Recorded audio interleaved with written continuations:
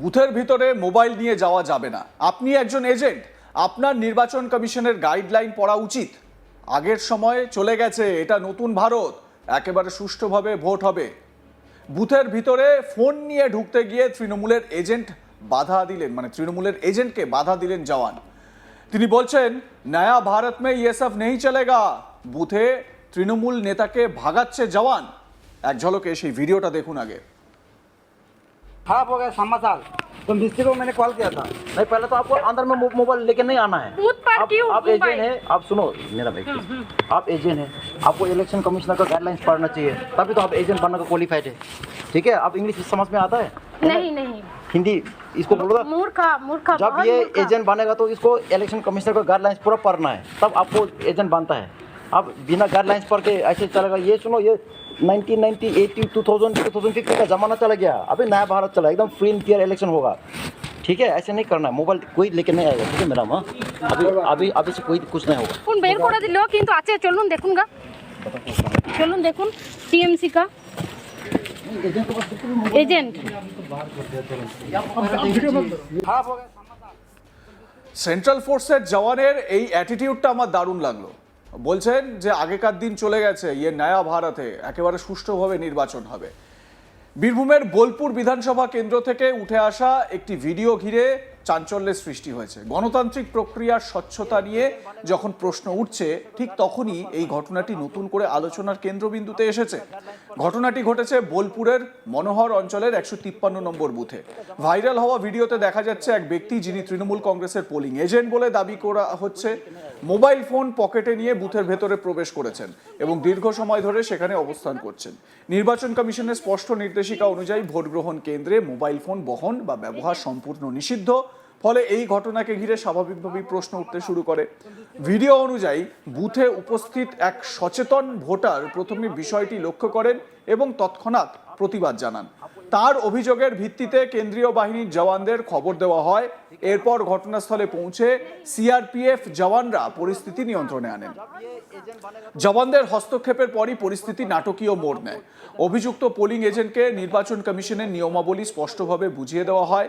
শুধু তাই নয়, তাকে বুথ থেকে বের করে দেওয়া হয় এবং তার বিরুদ্ধে তীব্র ভৎসনাও করা হয়।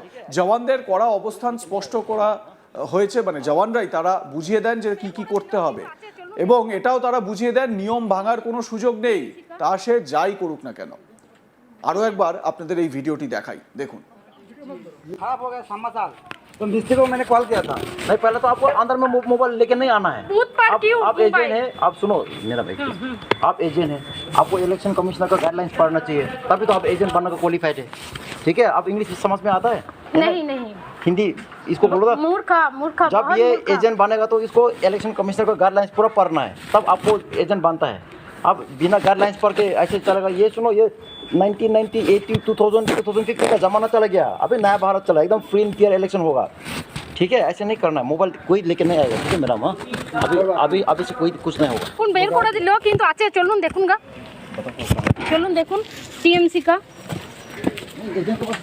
एजेंट। এই ঘটনায় একদিকে যেমন নির্বাচন ব্যবস্থার প্রতি সাধারণ মানুষের আস্থা কিছুটা হলেও পুনরুদ্ধার হয়েছে, অন্যদিকে রাজনৈতিক মহলে শুরু হয়েছে চাপানুতোর। বিরোধীরা এই ঘটনাকে হাতিয়ার করে শাসক দলের বিরুদ্ধে বুথ দখল ও অনিয়মের অভিযোগ তুলতে শুরু করেছে।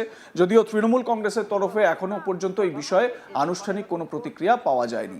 সব মিলিয়ে বোলপুরের এই ঘটনা আবারও মনে করিয়ে দিল, গণতন্ত্রের মূল ভিত্তি হলো স্বচ্ছ ও নিরপেক্ষ নির্বাচন। আর সেই প্রক্রিয়াকে সুরক্ষিত রাখতে প্রশাসন ও কেন্দ্রীয় বাহিনী সক্রিয় ভূমিকা কতটা গুরুত্বপূর্ণ, তারই এক জ্বলন্ত উদাহরণ এই ভিডিওটি। কোন বের করে দিল, কিন্তু আছে, চলুন দেখুন গা, চলুন দেখুন টিএমসি का एजेंट। खराब हो गया समाचार तो मिस्त्री को मैंने कॉल किया था। नहीं, पहले तो आपको अंदर में मोबाइल लेके नहीं आना है। बूथ पर क्यों आप एजेंट है, आप सुनो मेरा भाई, आप एजेंट है, आपको इलेक्शन कमिश्नर का गाइडलाइंस पढ़ना चाहिए, तभी तो आप एजेंट बनने का क्वालिफाइड है। ठीक है, आप इंग्लिश समझ में आता है? नहीं हिंदी इसको बोलो ना। मूर्खा जब बहुत ये मूर्खा। एजेंट बनेगा तो इसको इलेक्शन कमिश्नर का गाइडलाइंस पूरा पढ़ना है, तब आपको एजेंट बनता है। अब बिना गाइडलाइंस पढ़ के ऐसे चलेगा? ये सुनो, ये 1990, 80, 2000, 2050 का जमाना चला गया। अभी नया भारत चला, एकदम फ्री एंड क्लियर इलेक्शन होगा। ठीक है, ऐसे नहीं करना है। मोबाइल कोई लेके नहीं आएगा, ठीक है मैडम। हाँ, अभी से कोई कुछ नहीं होगा। কোন বের করে দিল কিন্তু আছে, চলুন দেখুন গা। তো এ প্রসঙ্গে আমার দুই সহকর্মীর বক্তব্যে কি উঠে এসেছে একবার দেখাবো আপনাদের। ওই বুথ এলাকায় রীতিমতো এই ঘটনার ভিডিওটি যখন আসছে তখন কিন্তু দুপুর গড়িয়ে গেছে। তো স্বাভাবিক দেখাই গিয়ে গেছে যে তৃণমূলের পোলিং এজেন্ট হোক বা ভারতীয় জনতা পার্টি এজেন্ট হোক বা বামেদের পোলিং এজেন্ট হোক, তারা কিন্তু সকাল বেলা থেকেই রীতিমতো তারা কিন্তু কখন ইন করেছে না, একেবারে ইন করেছে তারা ঠিক 6টার মধ্যেই, 5:30 থেকে 6টার মধ্যে তারা ইন করেছে। তাহলে কারোর চোখ এড়িয়ে একেবারে মোবাইল কিন্তু নিয়েছিল। নির্বাচন কমিশনের যে নিয়মাবলী রয়েছে, সেই গাইডলাইন্স রয়েছে, সেই গাইডলাইন্সকে রীতিমতো তৃণমূলের যে পোলিং এজেন্ট রয়েছে সেই পোলিং এজেন্ট কিন্তু উল্লঙ্ঘন করেছে। আমরা যদি পূর্বের কোনো নির্বাচনের দিকে চোখ রাখি, 2021-এর নির্বাচন, পঞ্চায়েত নির্বাচন, 24-এর নির্বাচন, বিভিন্ন সংবাদের শিরোনামের আর্কাইভে সেই জমা আছে যে তৃণমূলের লোকজন ভোট দেওয়ার পর তাকে কিন্তু ভিডিও করতে হতো এবং সে কোথায় কোন চিহ্নে ভোট দিচ্ছে সেই ভিডিও কিন্তু করে রাখতো। তার ভয়ে কিন্তু মানুষ অনেক সময় ভোটার প্রভাবিত হতো এবং এই ভোটার কিন্তু প্রভাবিত হয়ে একেবারে তারা কিন্তু নিজের ভোটার যে প্রয়োগ করার ইচ্ছা, সেই গণতান্ত্রিক পদ্ধতি কিন্তু সেরা গ্রহণ করতে পারতো না ইন্দিরা। সেই ছবি আমরা এই মুহূর্তে দেখতে পাচ্ছি এবং শেষ পর্যন্ত আমি তোমার কাছে একটু জানতে চাইবো শান্তনু, যে দিনের শেষে নির্বাচন কমিশনের ভূমিকা এবং অত্যন্ত বীরভূম একটা হটস্পট বলা যেতে পারে, বিভিন্ন সময় নানা খবরে একেবারে এই বীরভূমের নাম উঠে আসে সবার আগে। নির্বাচন কমিশনের আজকের যে ভূমিকা, দু একটা বিক্ষিপ্ত ঘটনা ছাড়া সেখানে জওয়ানদের উপস্থিতি, আধা সেনার উপস্থিতি কতটা ছিল, এবং এই যে একজন মোবাইল ফোন নিয়ে ঢুকে গেলেন বুথের ভেতরে এবং তারপরে তাকে সেখান থেকে সরিয়ে দেওয়া হয়, বের করে দেওয়া হয়, এই রকম আর কোনো ঘটনা কি নজরে এসেছে? দেখো ইন্দিরা, আমরা যখন এই ঘটনাটা দেখছি যেখানে দেখা যাচ্ছে যে ভারতীয় সেনা জওয়ান তিনি একেবারে এই মন্তব্য করছেন, তার ভাষা মানে তার যে হিন্দি ভাষা, সেই হিন্দি ভাষাতেই তিনি বলছেন যে দেখা যাচ্ছে যে উনি বলছেন 1980 और 2000 का जमाना अब गया, अब नया भारत है, इस भारत में ये सब नहीं चलेगा, फेयर इलेक्शन होगा, समझे। এমনটাই কিন্তু তিনি বার্তা দিয়েছেন, একেবারে যে নয়া ভারতের বার্তা। বারবার কিন্তু যে নয়া ভারতবর্ষকে বারবার দেখানো হয়েছে যে ভারতবর্ষ নতুন ভারত, এই ভারত নতুন ভাবে বারবার আমরা কিন্তু দেখেছি।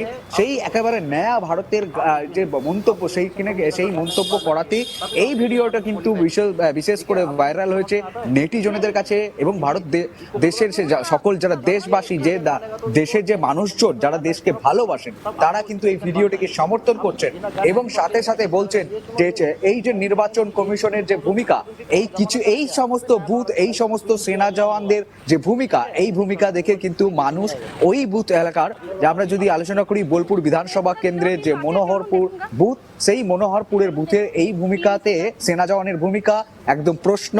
এখানে কিন্তু একেবারেই নির্বাচনের কমিশনের যে ভূমিকা রয়েছে সেই ভূমিকায় কোনো প্রশ্ন তুলছেন না। লাইক কমেন্ট শেয়ার করে আপনাদের মতামত জানাতে থাকুন, দেখতে থাকুন আজ তাক বাংলা, সাবস্ক্রাইব করুন আমাদের ইউটিউব চ্যানেলটি।